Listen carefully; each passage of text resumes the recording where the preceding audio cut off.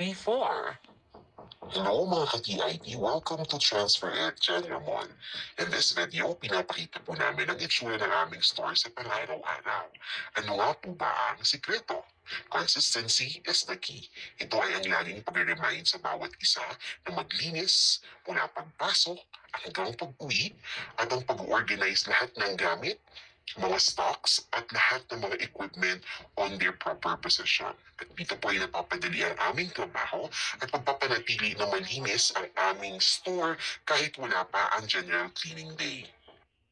During our general cleaning day, we make sure that we follow the 5S of general cleaning checklist. First on the list in our general cleaning listing is sort or sorting. Una namin ginagawa dito ay naayos muna namin yung mga unused forms or booklet. Minimake sure namin na sa tamang numbering at malinis yung kanyang lagayan. Same din dito sa ceiling area, minimake sure namin yung mga used forms namin na ginagamit namin sa araw-araw na sa proper basket para maiwasan ang pagkakamali. At sa mga reports namin, minimake sure namin sunod-sunod yung date niya para once na may magtanong, madali namin masasagot at mahanap and then maiwasan ang pagkawalaan. Same din dito sa consumable, minimake sure namin na sa maayos na lagayan at malinis ang lagayan niya. Dito sa ceiling area namin, minimake sure namin naka-organize ang lahat at nasa tamang lagayan para madali at walang abala pag may hanapin at kukunin. Dito sa production area, naayos din namin yung mga prints, minimake sure namin natatapon na namin yung hindi ginagamit. Yung mga inks namin, minimake sure namin nasa tamang lagayan. At saka nakasunod-sunod yung mga use at saka unused. Same din dito sa DTF area, minimake sure din namin na maayos ang aming mga consumable at mga inks. Sa pending area, minimake sure namin nakahiwalay yung proper. Next on the list is seat in order. Minimake sure namin yung mga sample display na namin nakahanger ay naka-proper numbering at naka-color arrangement para na rin mas mapabilis namin itong maayos at maging organisado siya according to colors. Yung mga sample handtag namin, minimake sure namin na sa proper sample siya para hindi makonfuse yung ating mga customer. Same sa mga phone natin at saka mga personal bags na sa tamang locker.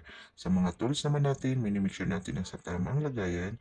And din yung mga stock natin, ilagay natin sa tamang lagayan. Same din dito sa ating mga take-out bags, make sure nakahiwalay yung small at saka large para mas madali natin mahanap kung kailangan. Third is shine. Minimake sure namin lahat ng sample display namin, walls, ay walang mga dumi or alikabok. Nililinasan namin ito, nagtulong-tulong kami, bawat area may mga assigned personnel. Minimake sure namin na sa maayos at maliwalas na paligid para na rin sa amin at para sa aming mga customer. Minimake sure namin yung walls namin, ceiling and floors, windows ay malinis. Yung working tables or ceiling area, computers, minimake sure din namin na wala itong alikabok at gumagana ito ng maayos. Same din dito sa aming ceiling fan, minimake sure namin malinis para sa magandang ventilation. Port is standardized. Minimake sure namin yung permits namin na sa ayos na lagayan. Yung corkboard or whiteboard, minimake sure din namin na updated ito. Booklets and A4 laminated, nilalagay namin sa tamang lagayan.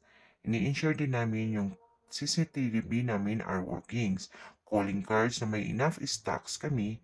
Support poster and highlighted display, naka-display ng maayos at linilinisan para na rin sa madaling pag-assist sa ating mga customer.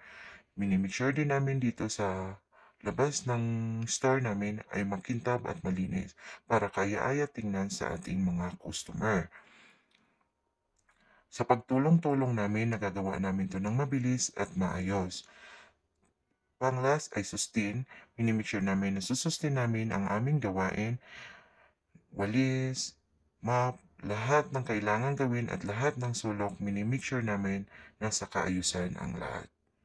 Pag maayos ang workplace, maayos ang iyong paligid, mas mabilis kumilos at mas magaan gumalaw pag nasa kaayusan ang lahat.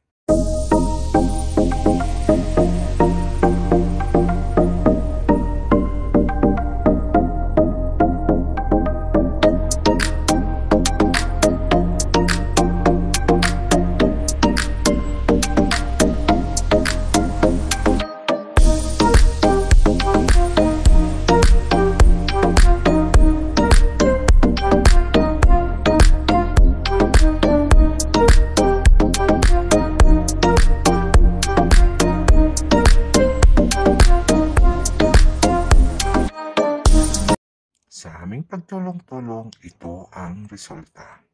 Wow!